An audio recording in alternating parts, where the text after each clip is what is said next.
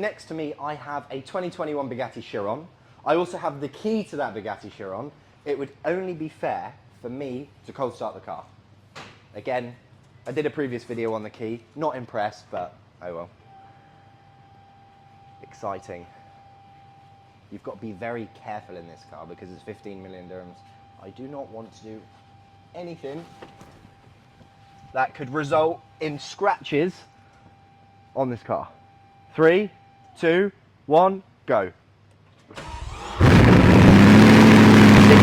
cylinders, 1,500 horsepower. This is the best car I have ever sat in.